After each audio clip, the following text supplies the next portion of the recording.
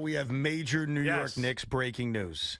Jalen Brunson has done something that is going to make him the king, if he isn't the king already. Now, we declared a few months ago that he is the king of New York City. That is something that I had learned that the mayor's office was doing.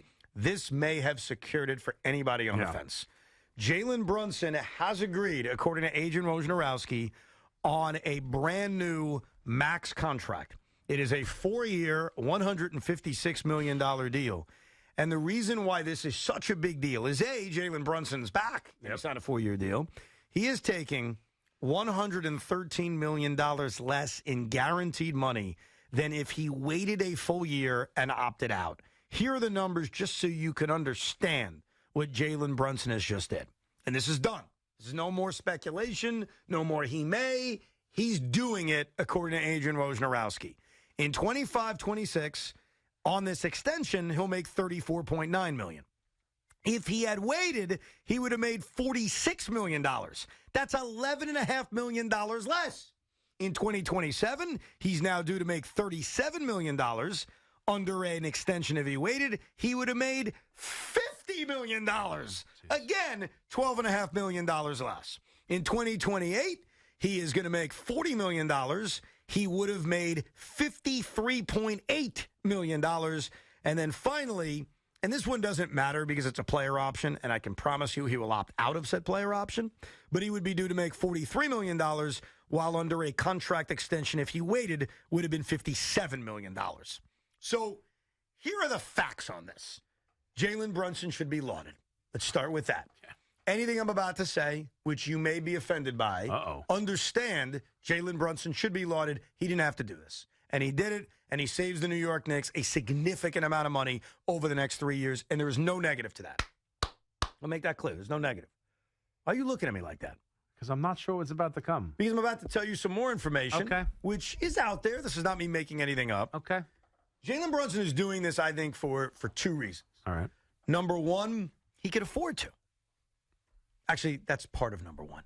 He could afford to, and because it's good for the Knicks. And it is good for the Knicks. Right. He's saving the Knicks considerable money to continue to build around this roster that he's helped formulate. It is all good. The second reason he's doing it is that he has an ability to opt out in 28-29.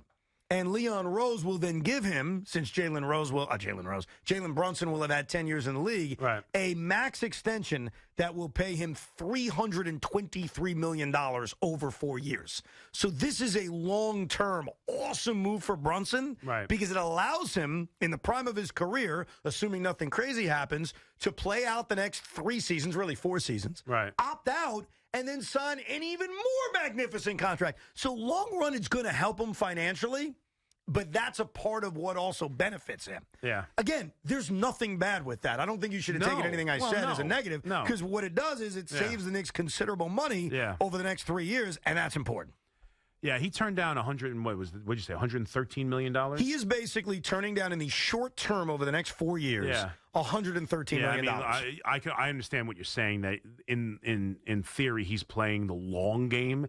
Anything can happen over the course of 4 years. 100%. The idea that he is willing right now to not bet on himself for 1 year, coming off an MVP type season, we say it, but just an unbelievable year where he's the toast of the town and he could get anything he wants. The idea he's giving that up, you want to say it's partially for a long game? Fine, maybe.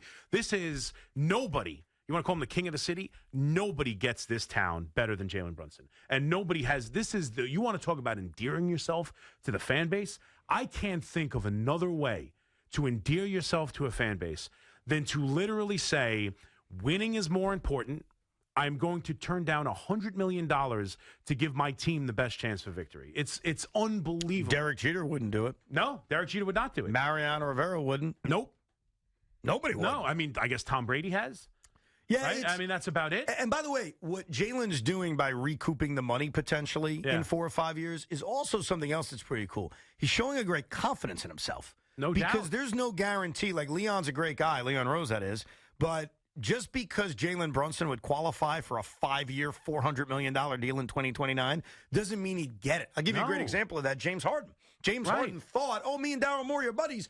I'm going to get my max extension. Well, then James Harden started to disintegrate, and Daryl Morey said, I'm not giving you that. Right. So it is very gutsy and sort of is betting on yourself in a lot of ways. Because while Jalen can recoup the money someday, there's a risk to it. Yeah, of course. Like, there's a major risk. So there is no negative. You are right. It's a guy that not only understands the city, he understands the new CBA and understands how much this benefits the Knicks, which benefits him. The Knicks have a better chance of winning a championship and continuing to build towards a championship by Jalen Brunson doing what he's done today.